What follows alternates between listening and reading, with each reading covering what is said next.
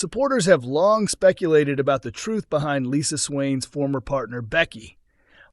The team behind Coronation Street has now confirmed that audiences will finally learn more about Detective Sergeant Lisa Swain's ex-wife. Upcoming plot teasers hint that Kit will become entangled in a police investigation that will expose what really happened years earlier. The week kicks off with Kit creating trouble for Sarah during a business discussion at Underworld. Sarah's situation quickly goes downhill. Agreeing to cover a client meeting in Carla's absence, she greets a late and flustered Eli, not knowing that Kit had delayed him by insisting on checking his vehicle for illegal parking. As Sarah delivers her presentation to Eli, both are stunned when Kit suddenly appears at the factory. Annoyed to discover that Kit is Sarah's partner, Eli storms out. Sarah responds by locking Eli inside the office and continuing her sales pitch. As the week progresses, Carla alerts Sarah that Eli has been spreading damaging gossip about her to their clients, painting her as a sexual predator. Elsewhere, D.I. Costello questions Kit over Eli's accusations of intimidation and informs him that he will be assigned to desk work indefinitely. To avoid a formal probe, Costello tells Kit to claim the reassignment is due to his injuries.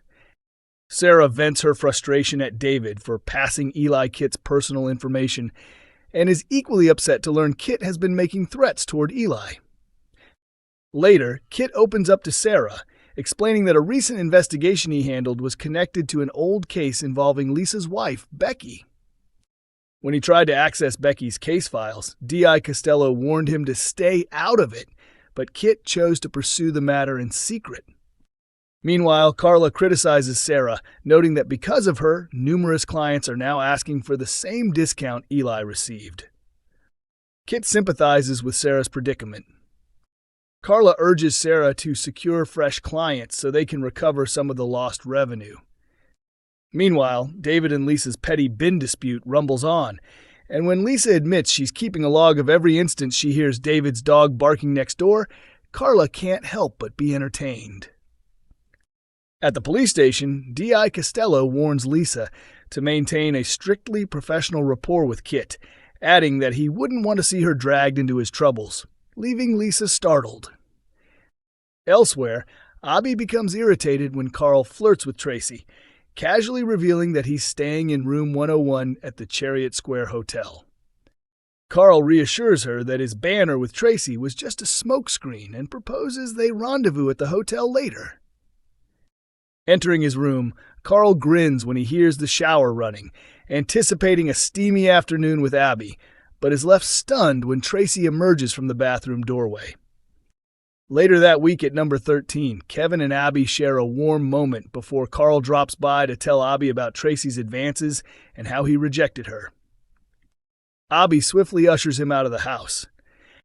Meanwhile, at the Chariot Square Hotel, Ronnie observes Debbie hard at work and fears she's overexerting herself.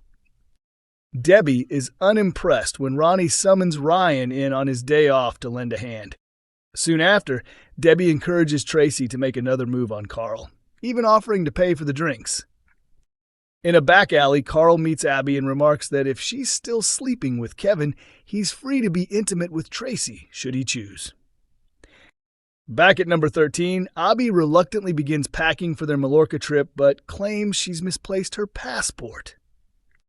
When Kevin suggests scrapping the holiday, Abi refuses and urges him to go without her, promising to join later once she's replaced it. At the hotel, Carl confesses to Tracy that he's in love with someone else, leaving him floored when she correctly guesses it's Abi. Carl then heads to the garage, finding Brody about to swipe a luxury car.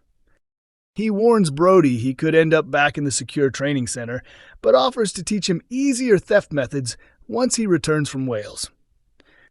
The next day, Carl is lying low upstairs at number 13, following a passionate night with Abi. While Abi pops to the corner shop for beer, a confused Tracy spots her. With Abi out, Debbie lets herself in to tidy up, only to feel faint and collapse onto the living room floor. Carl rushes down to help, and moments later, Abi comes home to find him tending to the unconscious Debbie.